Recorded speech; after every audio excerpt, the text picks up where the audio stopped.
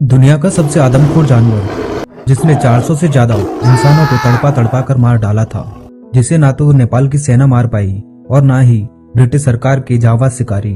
ये कहानी है चंपावत के आदमखोर बाघिन की, जो कि एक बंगाल टाइग्रेस थी, जिसने अपने जीवन के 13 साल नेपाल और भारत में बिताए थे और इन्हीं 13 साल के जीवन काल में 400 से ज्यादा इंसानों को मार डाला था, जो कि विश्व में अभी तक किसी जंगली जानवर द्वारा इंसानों की मौत की संख्या सबसे अधिक है। आखिर ये टाइग्रेस मैन ईटर बनी कैसे और कोई इसे 13 साल तक रोक क्यों नहीं पाया और इसका अंत कैसे हुआ, आज हम जानेंगे इस वीडियो के माध्यम से। इसका जन्म नेपाल के जंगलों में सन 1905 में हुआ था और यह जन्म से ही बाकी सभी टाइगर्स की तरह सामान्य थी। लेकिन एक दिन नेपाल के जंगल में एक शिकारी इस टाइग्रेस का शिकार करने के लिए गोली चला देता है और इस बंदूक की गोली इस टाइग्रेस के मुंह पर लगती है और इसके 2 कैनाइल दांत टूट जाते हैं। इसके कारण यह टाइग्रेस काफी दिन तक शिकार नहीं कर पाती और इसे मांस खाने में भी परेशानी होती है। 2 नुकीले दांत टूट जाने के कारण इस टाइग्रेस से जंगली जानवर जैसे हिरण, भैंस, जंगली सुअर का शिकार नहीं हो पाता है और इसी वजह से भूख ने इसे इंसानों का शिकार करना सिखा दिया।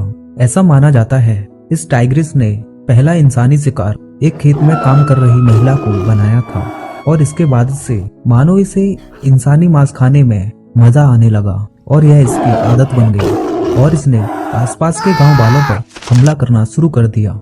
यह टाइग्रेस इतनी खूंखार हो चुकी थी कि दिन के समय ही इंसानों पर हमला कर देती थी और कुछ समय के बाद यह गांव वालों के घर से इंसानों को खींचकर जंगल में घसीटते हुए ले जाती थी और देखते ही देखते इसने नेपाल में 200 से ज्यादा इंसानों को मौत की घाट उतार दिया। इसके आतंक से परेशान होकर गांव वालों ने अपनी सरकार से गुहार लगाई। तब जाके नेपाल की सरकार ने इस अकेले टाइग्रेस को पकड़ने के लिए आर्मी को जंगल में भेजा। इससे पहले कई शिकारी इस आदमखोर को पकड़ने और मारने के लिए जंगल में गए थे, लेकिन कोई सफल नहीं हुआ। नेपाल की आर्मी भी इस टाइग्रेस का कुछ नहीं बिगाड़ पाई। महीनों तक इस टाइग्रेस को पकड़ने और मारने का सिलसिला चलता रहा।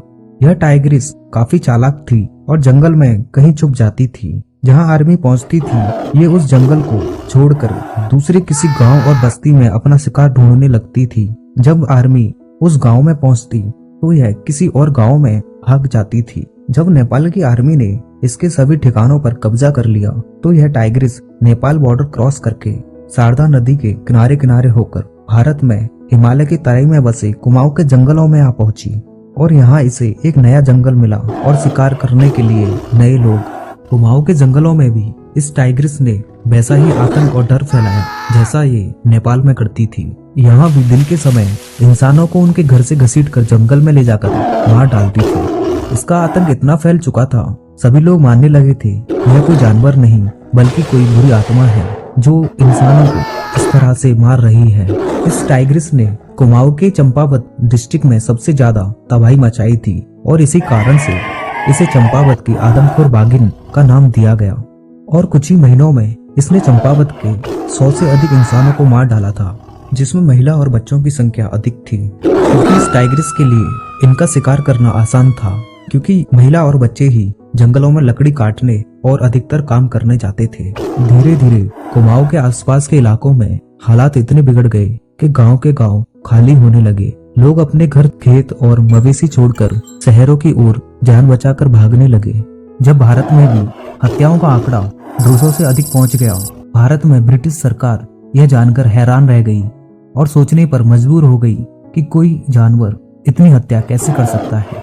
ब्रिटिश सरकार ने इसे मारने के लिए कई सारे शिकारी और सैनिक भेजे, लेकिन हर कोशिश नाकाम रही, क्योंकि यह टाइग्रेस इंसानों की चाल और साजिशें समझ चुकी थी और बंदूक की आवाज सुनते ही गायब हो जाती थी और कुछ दिनों बाद किसी और नए गांव में मौत बनकर बरसने लगती थी। इसका खौफ इतना फैल चुका था कि लोग इसके नाम से ही कांपने लगते थे। आखिरकार 1918 में एक ऐसे आदमी को बुलाया गया जिसका नाम जंगलों के इतिहास में सम्मान से लिया जाता है। यह सिर्फ शिकारी नहीं थे बल्कि जंगल की भाषा समझते थे। जिम कॉर्बेट ने कोई जल्दबाजी नहीं की, टाइग्रेस के पैरों के निशानों को पढ़ा, उसकी आदतों को समझा और जाना कि कब और कैसे हमला करती है। एक दिन चंपावत के पास इस टाइग्रेस ने एक और इंसान पर हमला किया और यह हमला इस टाइग्रेस का अंतिम हमला बन गया।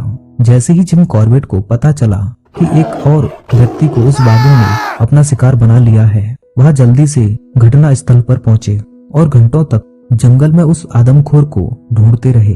तभी अचानक से झाड़ियों में एक तेज हलचल होती है और अगले ही पल वह आदमखोर बाघिन जिम कॉर्बेट के सामने आ पहुंचती है। जिस आदमखोर के डर और खौफ से पूरा जंगल कांपता था, उसके सामने लीडर जिम कॉर्बेट अपनी बंदूक से सीधा निशाना लगाकर खड़े थे। सिर्फ एक गोली चलती है और बरसों से फैला हुआ इस आदमखोर का आतंक वहीं खत्म हो जाता है। जब इसके शव को देखा गया तब इसकी सच्चाई सबके सामने आई और पता चला कि यह टाइग्रिस इंसानों का शिकार क्यों कर रही थी। एक इंसान के द्वारा की गई जानबूझकर गलती ने इस टाइग्रिस को इंसानों को मारने पर मजबूर कर दिया था।